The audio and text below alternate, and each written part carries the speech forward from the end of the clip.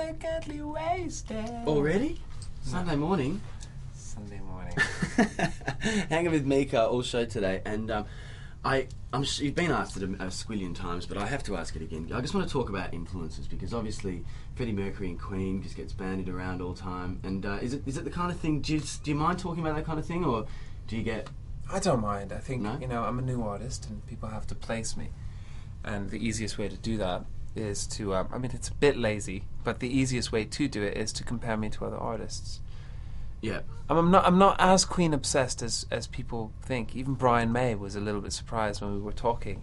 He was like, "Have you heard that record?" And I was like, "No." I was like, "Oh, right, you haven't heard all of them." I was like, "No." Well, I mean, some of your songs sound like nods to other artists from the past. I mean, Big That's Girls completely unintentional. Well, Big Girls, for instance, Big Girl wasn't written as a tribute to Fat Bottom Girl whatsoever. I wrote Big Girl because I was sitting at home one night. It was 2:30 in the morning, and I was watching this documentary on obesity in the United States, and there was this comedian called Victoria Woods, and the whole program had quite a negative tone. And then suddenly she goes to this place called the Butterfly Lounge, and it was the first size acceptance nightclub in the world, basically a nightclub for fat women, and all the skinny women weren't allowed in, and these big girls were having the time of their life.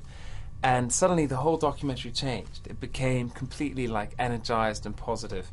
And I was kind of touched by it. And my mother's big, and my auntie's quite big, and I was picked on as a kid because I used to be big. And I wrote the song in 15 minutes. I just saw this footage and I was like, someone has to write this place, like a theme tune. So I wrote, get yourself to the Butterfly Lounge, find yourself a big lady, big boy, come on round, and they'll be calling you baby. That's why I wrote it. Yeah. No, nothing else. And then Relax, Take It Easy, is that any kind of like Frankie? Nothing to do with Frankie. But even though it reverberates the Relax a little bit. Like an echo, no? It's just, I don't know. Coincidence. I just write. I write. Are there influences in there? I'm sure there are influences in there. Of course, if there are influences, there are always influences from different places. But are they conscious, calculated efforts to, reference other songs? No. Even though some people disagree with me, but that's fine. Well, being such a prodigious songwriter, though, from so long, I mean, it's not a surprise that record labels tried to kind of mould you into something they wanted because they assumed you could write anything. Oh, yeah, you're right, actually. I never thought of that. Even though I can't. I do one thing, I'm not that complicated or talented a songwriter. I just do my own thing. But they assumed, you're right, that I could just write that ballad, Is it something where other artists are trying to get you to write for them now as well?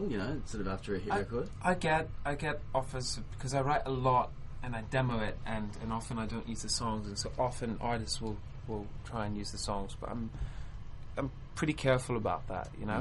On the one hand, I'm a working songwriter. On the other hand, I'm also an artist, and I have to make sure that the one doesn't affect the other too much. Although I just keep on writing. I write for the sake of writing. I don't write for the sake of pitching. I think that's important to remember. Well, it's a pretty enviable place to be as well. Well, no. I think that was just the way it was. Even when I needed to write for the sake of pitching, and my publishers, to clear up my publishing bill, would be very glad if I did write for the sake of pitching.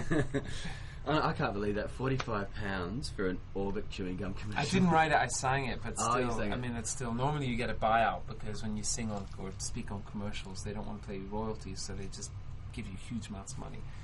I got 45p. I just had no idea. I didn't have an agent, I didn't have a manager, and I wasn't doing it for money when I was a kid. I did that when I was about 13 years old.